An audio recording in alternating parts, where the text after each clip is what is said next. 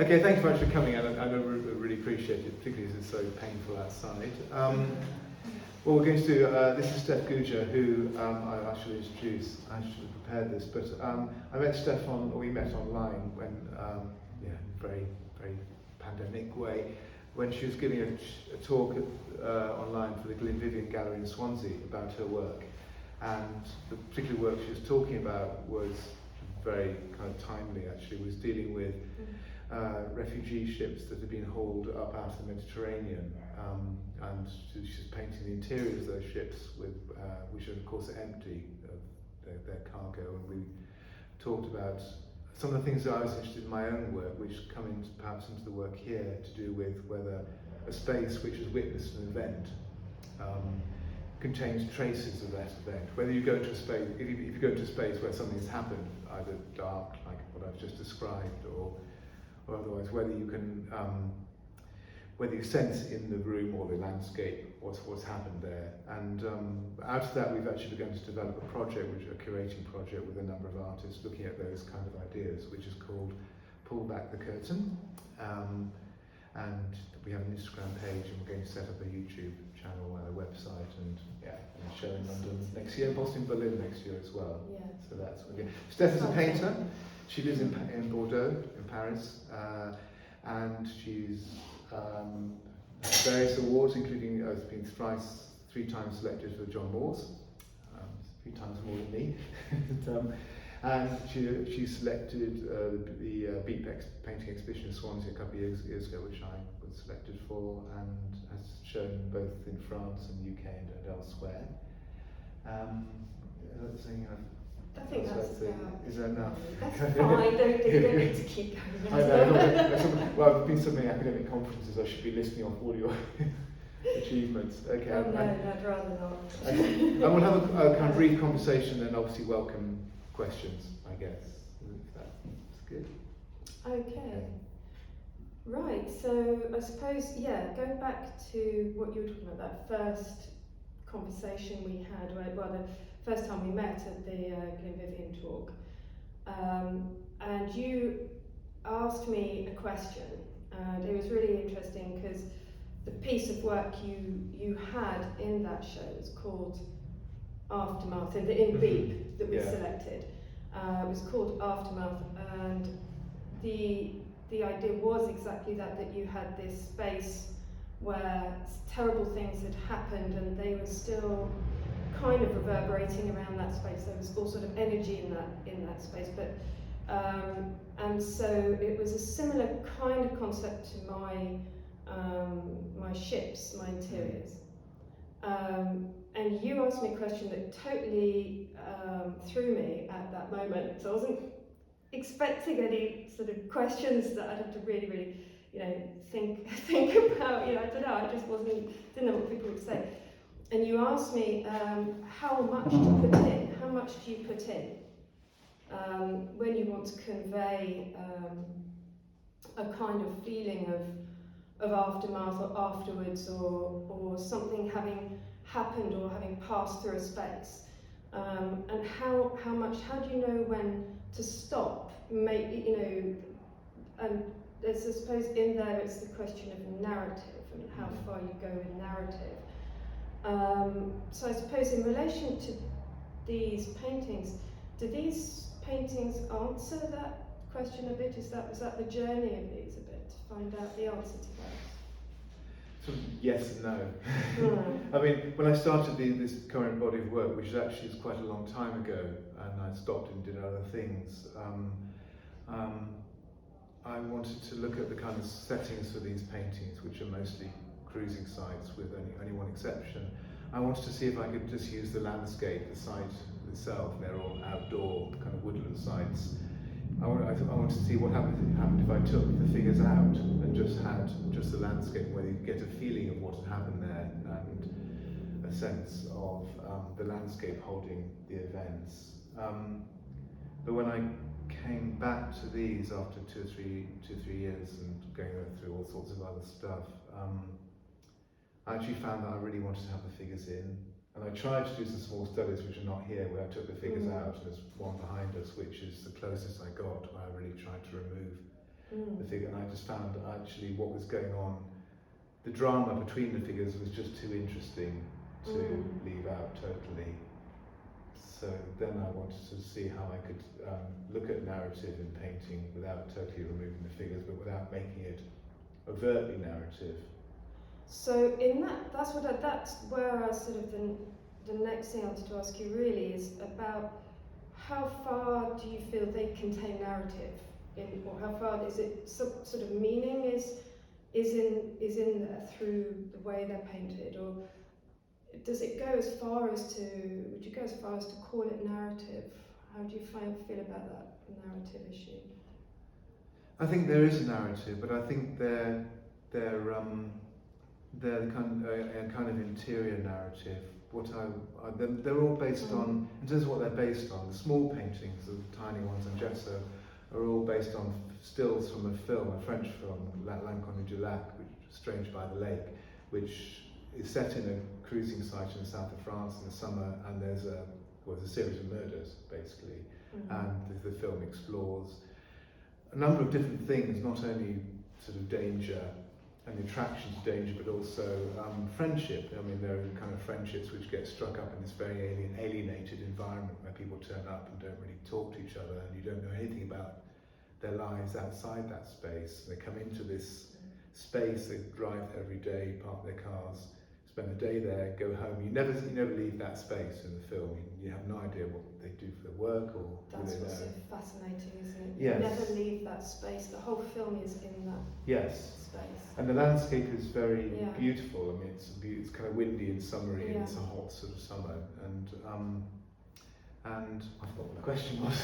No, it was just about narrative. Yes. But so what happens in the film is that there are all sorts of different contexts. So, for example, on the beach in the film, I haven't painted this. There's a guy who's seen as being would be seen as being very unattractive, and no one bothers to talk to him because the only currency there is beauty, youth and beauty. So, and the main character in the film, who is young and beautiful, does actually strike up a kind of friendship with him. So what you have is a range of different situations, and I was kind of not so much interested in the film itself as this idea of a space, a bit like a stage set, into which people come and go.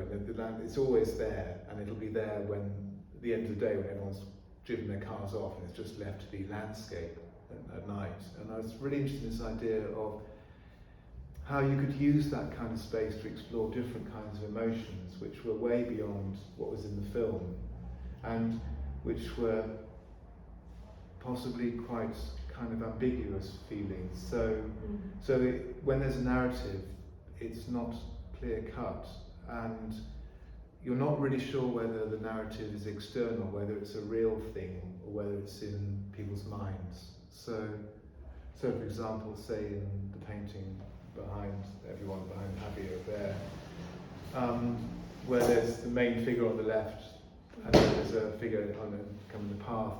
I wanted to make it, this is also in terms of what you asked about the way that it's painted, I wanted to make it so you're not really sure who that, hi Dave, just grab a chair again. You're not really sure whether that figure in the distance is who they are, what they're like, but even if they're there at all, or whether they're in the imagining of the main figure. And if they are an imagining, what is that main figure hoping for? Is he hoping for an encounter, or love, or someone who he's known who's coming back? So, in a way, I wanted to explore quite loose themes. Or, for example, in the one to your left, with the figure in the kind of tropical landscape. Again, the big paintings, I forgot to say, these are based on other images which I just googled gay cruising sites, and these are all images from real photographs, not sort of actual photographs with figures in landscape. And I think that was just a scene in somewhere like LA, with one of those big drives or canyons in LA with a figure sitting. So I made it much more tropical than it was in the original photograph. But I was partly thinking about boredom and waiting for someone to come around the corner. And the boredom partly came out of, I remember something by Edmund White, where he described when he was a young man living in Rome how he used to spend hour upon hour upon hour just cruising the parks of Rome for sets. I mean, he just talked about how much time he wasted when he should have been writing, just because he was young, in Rome. So I was thinking about boredom, but also there's quite a strong autobiographical theme in it, not in terms of the particular situation, but more widely. For example, in terms of the pandemic, I think that probably does run through these. It's informed them in a way. So being separated from Faye, my partner, just waiting for him to come around the corner, I think there were kind of probably autobiographical strains in these as well. Yes. And so the last thing I'll say about this, I think it's quite a long answer, but so when I made that painting, for example, as I started the painting, I actually had I've told a couple of people this, I actually had a dream, and I dreamt that I was at Kenwood House at a really awful reception for, I'm going too long. I was at a reception with my friend Suzanne, and some of you know who I used to curate exhibitions with, and in the dream we were at this reception, there was this really terrible bling Italian sculpture with kind of diamonds in it, which is, we'd actually been in real life to a reception like that for the Singapore International Art Foundation, and been sponsored by Swarovski, the jewellery people. And there were these big steel sculptures with little jewels stuck in them. It was terrible, really terrible art. And anyway, in the dream, we were at this reception, and I just wandered out down to the lake at Kenwood, and there's woods by the lake and a little pavilion. And I went through the woods, and there was this huge, already overgrown, there was this great big wrought iron gates, and it said massive, 20-foot high, and above it, it's like Victorian, there was big curved letters across the top saying East Asian Botanical Gardens. And in the middle of the gates there was a big square hole, and I thought, I'd really like to climb through that hole, but I mustn't leave Suzanne in this really cramped reception on her own. And I thought, it's too bad. So I kind of clambered up and crawled through, and I was in this landscape. It's very hilly, more like Bali than Singapore, but like a tropical botanical gardens. So I think there are probably layers of yes. experiences and memories and things. Yes, and films. Yes, and I think they're looking in terms of narrative. I think they're probably really looking at the interplay between the interior and exterior. What's real, but also what's actually imagined or what's dreamt for in your head, and that can be actually more real than the real. The real. Yeah. Absolutely. Yeah, because it's not that notion of fixed narrative. It's and in the film as well, we will go back to the Inconnu du Lac. That as well it's extremely ambiguous in terms of narrative. I mean, that's, as you said before, that's something I was going to point out, that what I think when I watched the film, it made me think of your paintings, and your paintings made me think of the film in the way that they're staged, framed, and that interiority that they have. And all those things are sort of narrative elements without a fixed narrative as a finality, It's sort of exploiting narrative elements and depicting things, but leaving it totally, absolutely free when we're looking at the images. We're not made, there's no prescribed result for us, and so from that point of view, I mean, those were things I was going to sort of point out to you that you've already kind of said, that to me it was more to do with the way space functions, and to do with this sense of interiority, because when we were talking and we were looking together at images for Pull Back the Curtain, that were key images, it was Courbet's hunting scenes. And they're very sort of dark interior feeling that they have. And these aren't dark, but you do feel that you're in clôture, in French, you're inside something. And also I wanna go to, because I've been waiting for a while to say this. The quote from Bachelor that I found from Poetics of Space, I was very excited about for your work. And it says, this is the introduction, and he's describing forests. And he says, or again, it is as though the sound of the hunting horn, reverberating everywhere through the echo, made the tiniest leaf, the tiniest wisp of moss, shudder in a common movement. And I thought of the way that these are painted, and that somehow in the way they're painted, the figures shudder in a common movement with the trees, with the leaves, and it's the way they're painted creates this kind of merging or amalgamation and reverberation of everything together in the painting. And I don't know what you feel about the idea of reverberation. I mean, we're still talking, I suppose, about this issue of meaning and narrative, because it's in the way you paint that things happen, and there's infinite number of possibilities, aren't there, when you paint? Yeah. You know, Yeah. colour, texture, mark, how much you put on, how much you know, and how you wanted. Did you want that kind of merging and almost like everything's breathing with the same breath in the painting? Yeah, I think I really wanted to make them really real, not in a realistic sense, obviously, or a photographic sense, but I wanted to make them so that you were really there.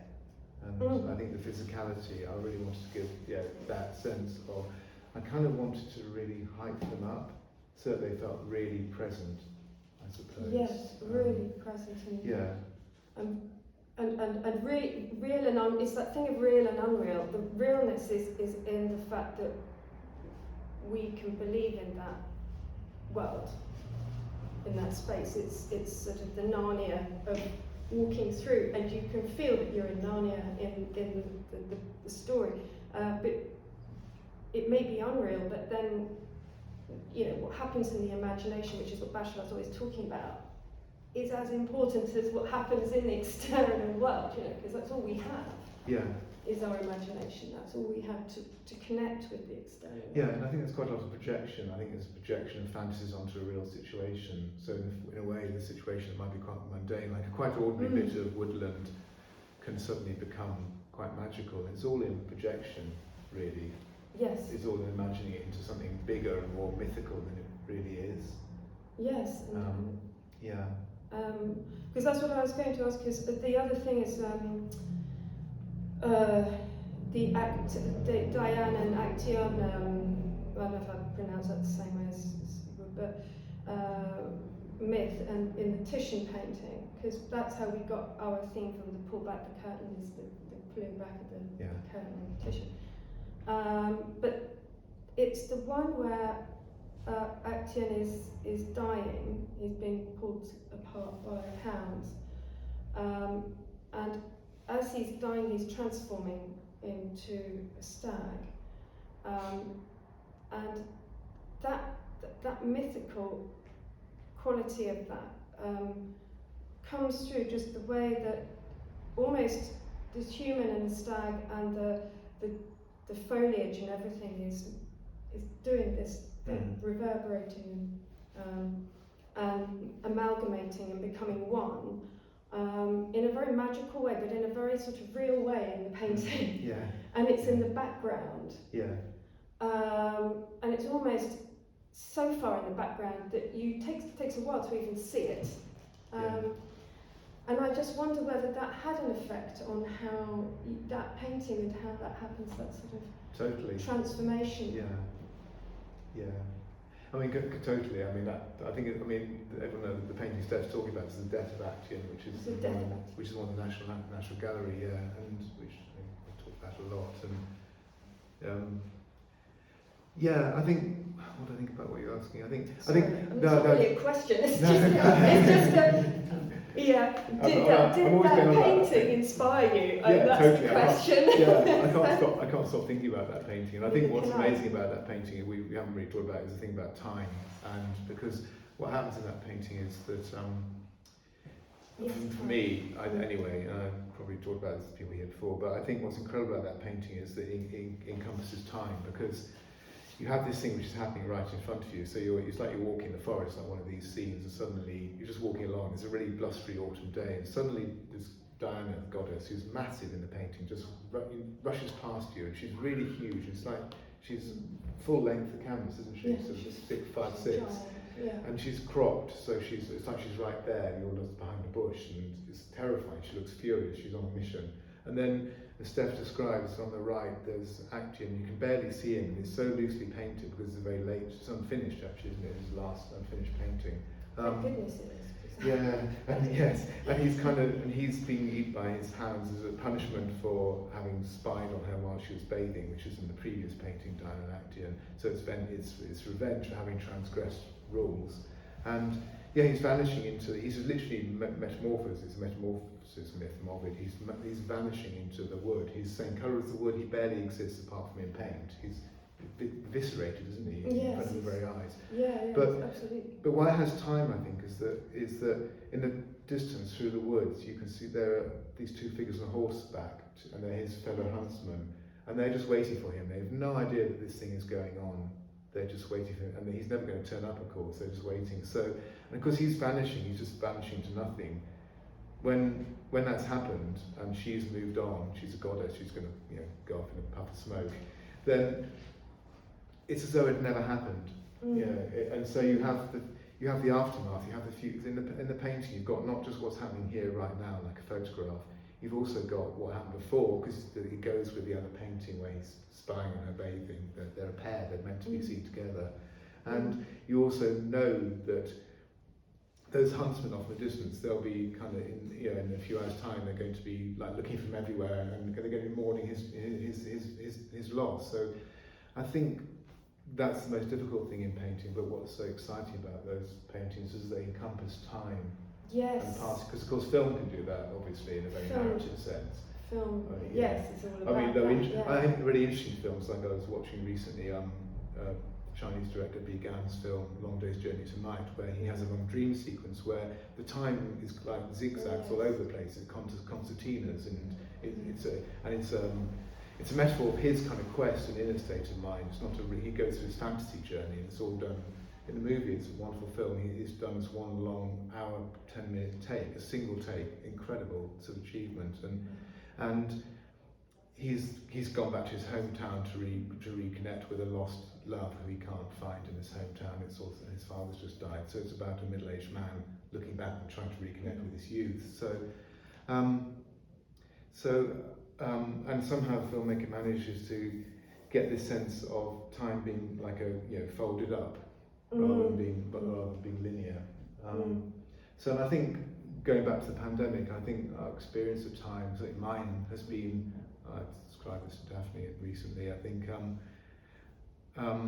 there's an image in that bit of the film I described, the long dream sequence, where the main guy is going down it's an old mining town. There's a kind of hoist, like a ski lift hoist, and he's being shown by a young boy how to escape from the top of the mountain back down to the real world. And it's icy and at night, and he's going through this icy night, and you can see the real world is lit up as karaoke bar, makeshift karaoke bar, coming towards him. He's going so slowly, he's going down so slowly in the night, you can hear the wind whistling. You can't tell whether he's moving at all, but gradually the world comes up towards him. It feels like it's happening that way rather than him going towards it. And it feels that was being just such a good symbol of what, for me, time has been like in the last 2 years. And it's both floating in a void, and it's absolutely terrifying because there's a big drop, and he's on this kind of rickety chairlift, but at the same time it's kind of exhilarating. So there's a sense of a thrill because it's this astonishing, huge space that he's in. Yes. That was a real tangent there, wasn't it? That's just reminded me of a book my father gave, because it's reminded me of tuberculosis sanatoriums, because that's all about handling time, and there's Thomas Mann's Magic Mountain, which is an amazing book all about those sorts of time shifts. And but my father, who actually did have tuberculosis in his kidney when he was a teenager, and had to lie in bed for a year, and he had this book called Timetables, which is sociology sort of textbook about how time is divided up and managed for people with that condition, because you just have to be still, you can't move. The more you move, the worse it gets. So yeah, you've got that sort of, it flipped in my head there, from the whole way time is during the pandemic, when you have to try and find a way to divide up your day into sections, make it. And I think what happens in that is that it's true with Dad is that then your imaginings become more real than the real. I think your interior space, I don't know if other people felt that, but your interior, your mind space becomes more vivid than actually the exterior world. And I think that's possibly has informed these as well. And memories, of course, because memories come flooding back up because you haven't got much. Your Facebook page starts just being a whole load of memories of before the pandemic, and that's all you got is that. Nothing else has happened since. So yeah. And in terms of just going back to the Diane and Actaeon painting, because time is very much present in that original, the first one, because it's almost as sort of the way that a tragedy is structured, because he has the curiosity to open the curtain, and it's that sense of danger that what is behind it, and this curiosity to know. And as he opens it, he seals his fate. And in that moment, he goes from being free and not in danger to being chased, hunted, and in danger. And then on the wall behind him, there is a stag's skull on the plinth, which tells you the future. So the curtain physically divides time in the painting between the present that he's in and that moment of curiosity and the inevitability of his tragic end.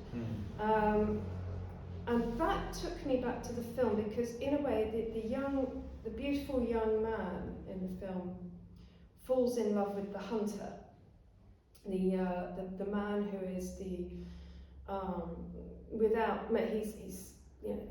just a killer, isn't he? He's just a sheer killer in the film, in Les Inconnus du Lac. And in a way his passion and his desire seal his fate from the very beginning. And his car is the only one in the car park, and so he was obviously possibly a witness to the first murder and this sort of thing.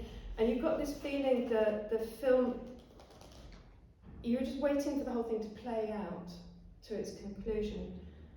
And that takes us back to my last sort of point I wanted to make really at the end, so I don't know how much longer we're going to go on, but it is to do with that nature of encounter in film and the nature of encounter in these, and how much it's about how much threat comes into these as a sense of threat, and how much that sense of inevitability of encounter, or the threat, and perhaps that sense that any encounter that is, there's a palpable sense of menace or not, what that might be in these paintings relating to the film and the painting of Diane. Yeah, well, you sent me the questions beforehand, and that was the last question. It was actually about fate, wasn't it? About fate, yes. It's about fate and inevitability. When I read that, the questions are great. When I read that, actually, my brain completely froze. I didn't know how to answer that question and I had to talk to Faye about it this morning. I had quite a long conversation with her on the phone because I didn't know what to say. Excellent, the last one. I'm going to like it. I'll tell you why, because I find that, because I think I'm really kind of torn. And I'll talk about this. Going to come a long answer because to think about quite a lot. Because on one level, I'm a real kind of. You talk about Magic Mountain. I've got this battle in me because one, which is the battle that happens in Magic Mountain between Sesambrini and Naphtha. On one level, I've got this really liberal humanist. I don't believe in fate. I believe in society and people behaving well and kindness and to choice and so on. Yeah. But clearly there must be something in me that is drawn to, in terms of the paintings I love, not personally, but in terms of the art I love, to ideas of danger and fate and darkness. And I'm a very squeamish person about, I can't watch horror movies, but I find, those Titian paintings you talk about are incredibly cruel. They're about cruelty, but they're also, but he really picks up on the cruelty of Greek myth, where you don't have a second chance. I mean, I would be all for saying that Actaeon should maybe go for rehab about his voyeurism tendencies and have some counselling. But of course, but on the other hand, but clearly there's something about Yeah. and to extend it further, then I just thought I can't think of one, because then Faye was talking about his counselling experiences and the idea of when a client realises the possibility of choice. And I think what's happening in these paintings, to make it more specific about the context that they're based on, is that, and in terms of the film, is that there's this young man in this film, young gay man, who's in this film, he's completely rootless. He arrives at this place, he no idea how he grew up, who his parents are, what he does for a job, and he doesn't really know what he's looking for, whether he's looking for love or sex or companionship, friendship, and it's a blur really. You don't really know much about his interior life actually. He's very locked down, and I don't think it's fate with the killer. I think it's more of a step-by-step thing. Right, And that gradually he gets drawn, and it is partly through the attraction of danger, that danger can be really sexy and dangerous. He gets gradually drawn into it, but actually there's a situation where everyone in that film, or everyone in this kind of context of these paintings, and it is, going back to pandemic, probably a bit more like that, it's a much more existential situation where and I don't make any judgments, it's about where you're faced with choices, but there's no one telling you what to do. So when you go into these paintings are a space you go into, and you cross a boundary from the kind of outside world where there are rules, societal rules about how you should behave, and you go into this space where there are no rules at all. And the only things that rules in this particular film is beauty. There are no other social rules about how you should behave, no norms for how you should behave with people. And so that places obviously it places both an enormous burden on the people in the film or in these paintings, and also great potential. But you have to decide, and you have no training for that. I mean, there's no training for how to. I mean, if you're in a more conventional sort of situation in the outside world, then people say this is what you do, and you do it whether that's your natural instinct or not. Then you behave in certain ways because those are the conventions. Whereas I think what's interesting about this scenario, this setup here, the fact that it is this kind of theatrical space you walk into, is that it encompasses everything, including danger, as well as behaving well, or offers of friendship, or compassion, or love, and there's so many different possibilities, but But you don't know what you're going to encounter. You can know what maybe you want, or you may or may not know what you'd like to encounter, but it's what I thought of was this idea of transitions and pathways. The whole space is full of transitions and pathways in the paintings and in the film, and that you know that you have to walk down those paths to encounter something. Yes, they're a bit like a kind of buildings roman. They're almost like a young man's journey. Yes. Where his journey can go, his personal journey can go in any direction. And you have to do something. You have to act. You have to start. You have to make that step, but you're not really sure where it will take you.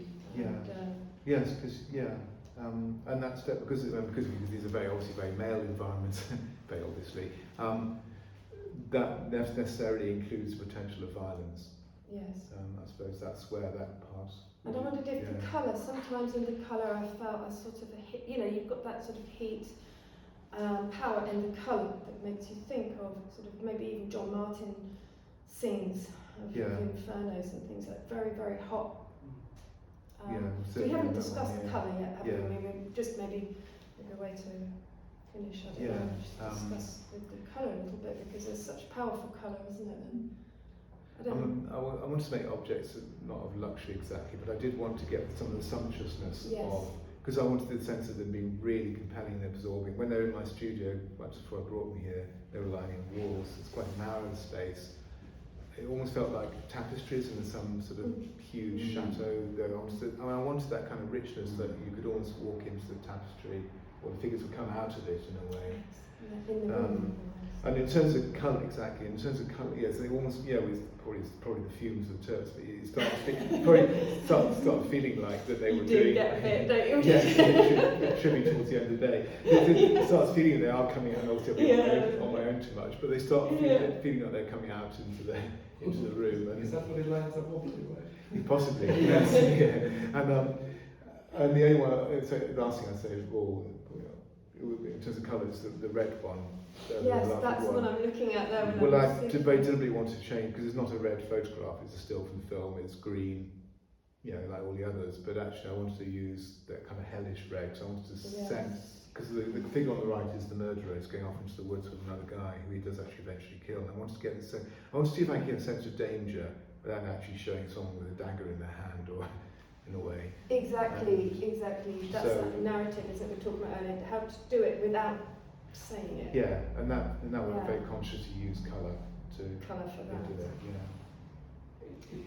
I feel that one comes across really lovingly though, at the same time. It has like that duality of it because of the colour choice, and I think that's, it's really strong, it's amazing. Someone else said that came earlier today, that actually it has that kind of like, you feel the danger, but at the same time you feel the love at the same time, or like the passion, or the anticipation of what is to happen, or not happen. It's really interesting. Yes, and that stage, although they're not really about the film, but as it happens, at that stage in the film, you don't know what the situation is going to be. Yeah. You feel that. And it's also something that you mentioned as well about, because the film, I've seen it many years ago, but in terms of like the cruising aspect, there's almost like that kind of like unspoken kind of like hierarchy, as you were mentioning as well, and the intimacy, but the danger as well. And it's I think it's quite apparent in a lot of the works that you capture that beautifully, the way it's kind of come across. Thank you. Yeah. I mean, there's the little painting over there against the pillar. I wanted to get that sense of. You talk about hierarchy because it's a very simple scenery. It's nothing complex, but there's this older, less attractive guy who's basically chancing his arm. He's literally actually, he's actually taking a chance that he might get off with much more good-looking younger man. So, and then there's the younger guy is sort of maybe going to let him just out of a sheer generosity of like, why not? Why not be kind in a way? So there are ranges of feeling. Like unhidden kind of spoken rules. Yes, there's lots of codes. It's a theatrical kind of Codes. Code is the word, isn't it? Yeah, so I was looking for that earlier, I was thinking about that, code. Yeah. We can open up the questions, I guess. Yeah, it's a question time, isn't it? So Gavin, when you painted this, did you in your mind, for example, what you want the end product to be, or is that more kind of an organic process where it just kind of takes you to wherever your mind takes you to? I think I do kind of know at the beginning, I do drawings first, and I do think, I do have quite a strong image, I suppose. Not the feeling rather than physical appearance in a way. And I do think about feelings of danger or calm or beauty, whatever the feelings might be. And then there's a bit where you lose that. I mean, this one behind me, you pointed out that one, went through endless changes and iterations to get there, because I couldn't get the feeling I wanted. I wanted actually quite a melancholy feeling in this one, quite an autumnal feeling. I just couldn't get it. And so I just then hopefully gradually get back to, and it obviously becomes something else, but has that original feeling. You come back to it, I suppose. And there's a bit at the beginning where it feels really exciting, and you feel, I know what I'm going to do here, and then you're probably familiar with this, and then it kind of, then you just mess it up. You just need to get worse and worse and worse the more you add. It's simple, messy enough. And then you just wish you hadn't you'd left it alone, and then and you have to go through right back to find your way back to what you what you had Do you find that feelings again, or just? With these, I think I really want to stick with big paint because I tend to work too fast and I've got real production hang up. I like to produce work. I was counting them off like, oh, I did 5 paintings this month. I think it's a real upbringing thing, probably about puritanical kind of, yeah, exactly. Yeah, well, you should know. But I was, and I think having a big space, and renting a much larger studio, I could leave them on the wall for a long time, and then just sit with them and go and work on other ones, and then come back to them. It's really, it's been really beneficial actually, and not to worry that if I don't finish it now, and to know that, for example, the one behind Johnny on the wall, I actually started about 3 or 4 years ago in Singapore. Did you? Yeah. But I was working first of all with this whole subject matter, and I brought it back and rolled it up, and I was just going through sorting out my home studio in the garden, and I unrolled it. Thought, actually, it's quite good. I tend to really dismiss my old work, and so I brought it into my main studio and really worked back into it. So actually realizing that you can go back in and you're not going to lose. If it's good, you're not going to lose it. I used to be so scared I would lose the feeling and move on to something else. And I would change in 2 years and I wouldn't have the same feelings that I had. But actually realizing, and that's also a result of the pandemic, actually the slowing down of time. Realizing there's no rush. Yes. You can take time with something. You don't have to come up with You don't have to do 5 in a month, and especially you can actually let it. Yeah, especially at the beginning when nothing was happening. Now it's all back to pressure and shows, everyone else having shows, and you think, oh, yeah, you've got to have a show, you've got to do that. But actually, at that very beginning, where there's no external pressure at all, everything is stopped. It was fantastic, I think. Yeah, and no social media, really. No one's doing anything that you might feel anxious about, envious about.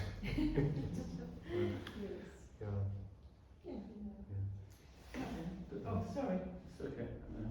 There's a very they leave an incredibly beautiful romantic impression of cruising. And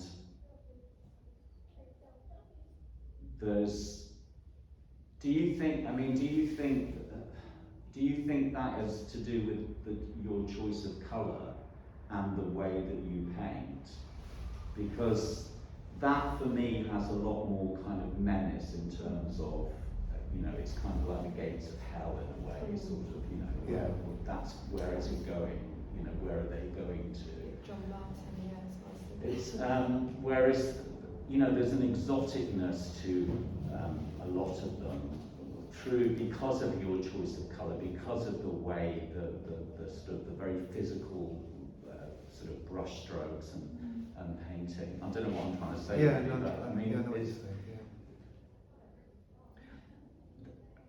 Because cruising grounds are very kind of, they're very ambivalent, they're very often very menacing. The colours aren't beautiful. The colours, it's kind of they can be quite sort of gruesome, sort of stark, sort of bare, sort of hostile, and it's interesting because you mentioned a sort of a Narnia sort of, and for me that's kind of what they are, and I don't think there's anything wrong with that because it's your their paintings, but there's a kind of there's an awful lot. You've chosen for most of your subjects to be beautiful. There's, there aren't. I'm just interested in terms of that. You haven't chosen, apart from that figure, and you can't really see that he's a much older guy. But cruising scenes are kind of, it's a whole plethora of kind of humanity there, basically. It's. Yeah, I think I'm also thought Sorry, am I making any kind of sense? Yeah. I think the answer is, because I think they're not really, they're sort of more about they're using that as a location. Yeah. I don't want to say that to deny their origin or pretend that's not what the origin is. Yeah. But actually they are more about, interior emotions and a kind of imagined space that people go into, which is not, of course, as you just described, doesn't match the reality. So it's the imagined. So I mean, do you? And this is a really sort of personal thing, but I mean, the fact that you've been away from Faye, I mean, do you think that's informed of these? You know, because this is a lot of these paintings are about the actual physical act of sex, which you've been denying. I mean, you haven't had it. It's a very personal choice.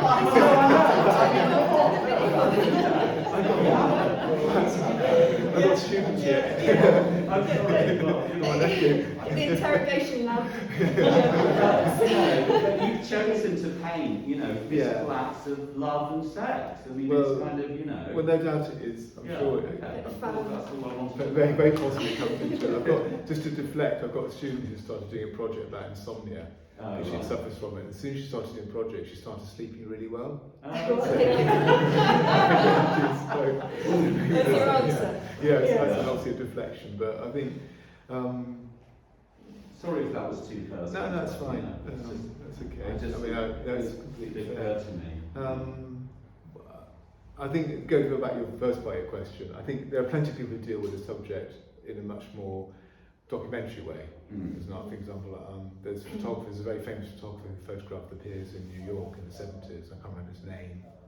Baltrop, wasn't it? Oh, I think I know. Yeah, and there are people working it now, and that's not what I'm doing. No. And there's nothing wrong with that, but I'm not interested in a documentary. I could have set these all in grungy back alleys and under railway arches, but they're not. They are about entering a.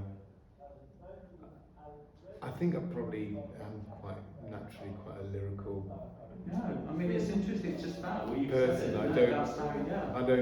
I find that one really difficult because I find painting ugliness really difficult. Or the one behind me I want to make really. I did actually want to make the one behind me exactly what you just described. Yeah. I want to make it quite sordid and ugly, and I found it really difficult to do that. It's kind of a beautiful sordidity or whatever. Well, that's with I mean, it's kind of for me, it's I think you can't.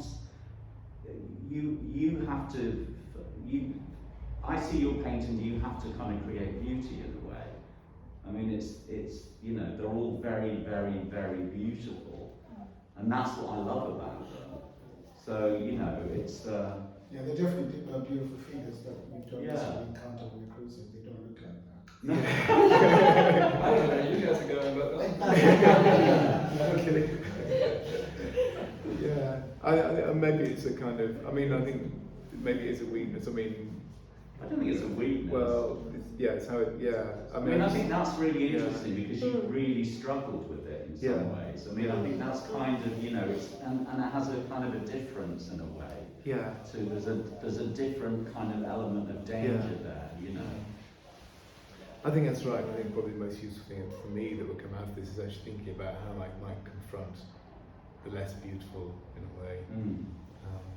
But it is kind of nice that they have. I wouldn't say that they are kind of made nicer than they possibly could be, because I've had some amazing cruising times in my life, and some of these just brings back kind of like those romantic moments, like memory-wise, and you're like, oh yeah, okay, and then you kind of transport yourself as kind of like small snippets of like these beautiful moments that you kind of have in my past, and that's why I think I'm really drawn to all of them, because they all have that kind of like a little bit of danger, but like the beauty aspect, and the kind of the colors are vivid and strong, and because you feel passionate about something when you are cruising in a sense, because there's a lot of stuff going on in your mind and in your body that you don't necessarily know about, and I think that it's captured absolutely amazing. Thank you. I think what am I going to say about that?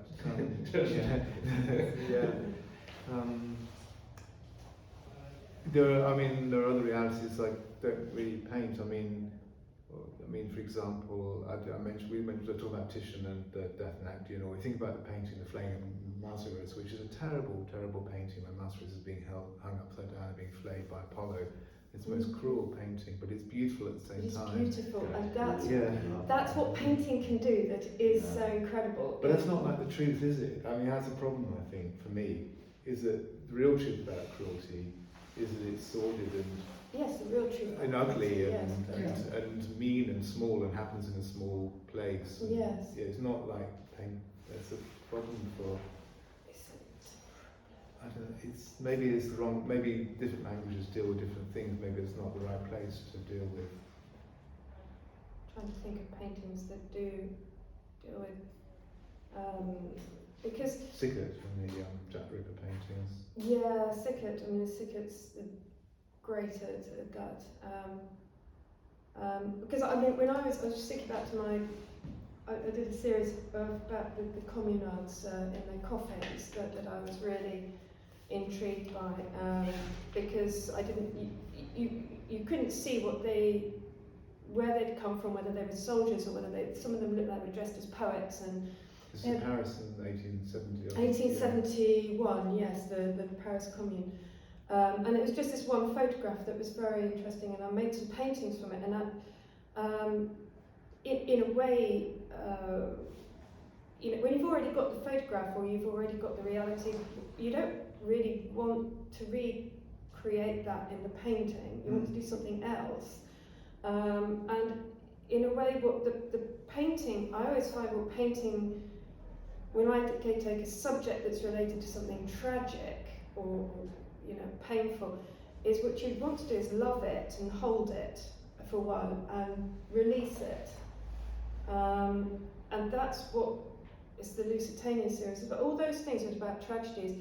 The painter, I don't think, just wants to wallow in misery. That there is this sense that you're holding, you're trying to set something to rights and give it a different outcome even, and love it and somehow release it in a different way.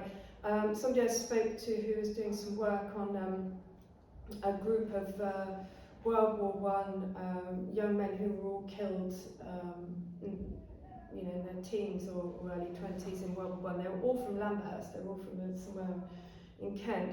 And he said that the drawings and the work he did was an embrace. And I thought, yes, that's in a way what you want to do to subjects, is embrace them. And I don't know if it's necessary if you want to do that. It depends what you want to do, isn't it? I mean, some artists may want to, and with the blood and the gore in these painted, the communard work,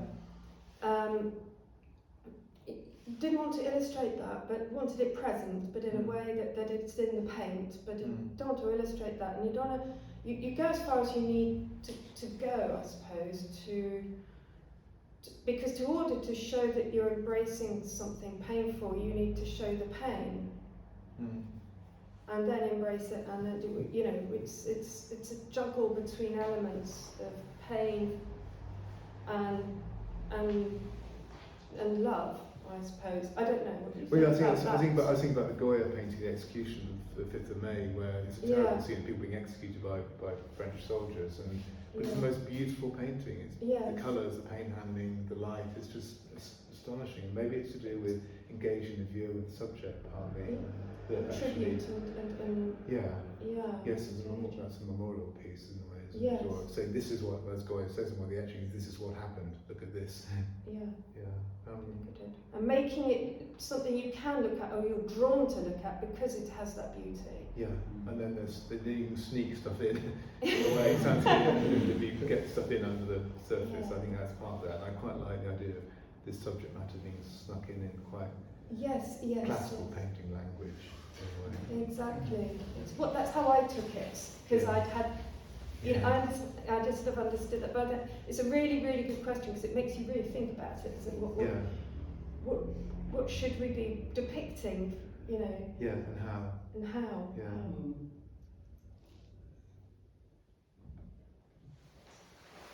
The same way I thought about the kind of grandeur that the painting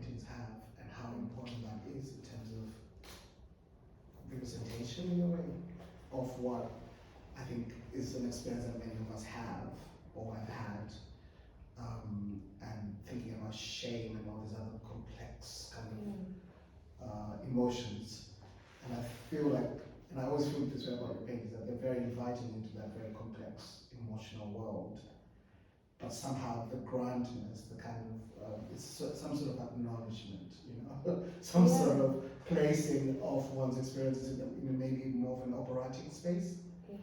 That I think is really fascinating, you know, just like, oh, because I mean, it always demands that you stand with it and you really, I always think about your paintings that I can't hang them in my living room because I'll be like, I'll have to explain.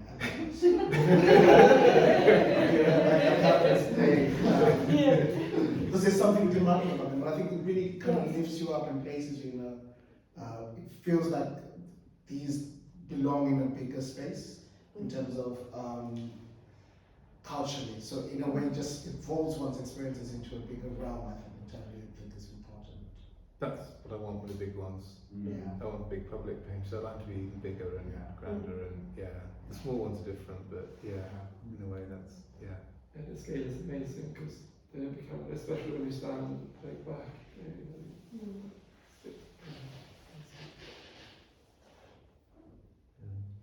Other questions or I don't have a question, but I just want to say I love your handling of paint.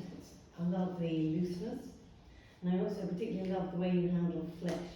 And when I saw the images on digitally, it took me to kind of Rubens, and now I see them in the flesh. Yay! They are Rubenesque in a way, aren't they? And you're celebrating male flesh, like Rubens celebrated mainly female flesh, and I like that time thing, if you like, what was happening 300 years ago. Now. Someone came to the studio friend Judy, she said that they felt that they were a conversation with past paintings, and I'm probably very aware of that in a lot of these paintings we've talked about, or Poussin, or Watteau with the figure on the swing, or all sorts of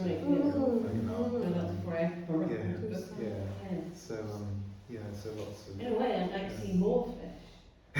You know, because that's a really, to really get where you're really getting into grips with it. You said you've never got to the place you thought you wanted to get to.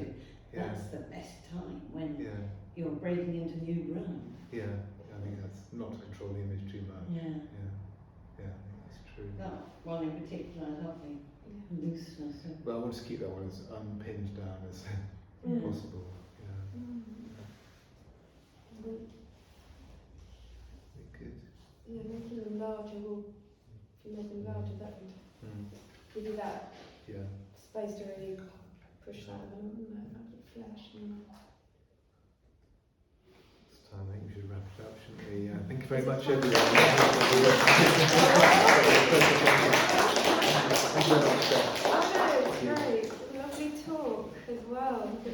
If anyone wants to stay, I think we have to rush off, but I've got some cakes and soft drinks.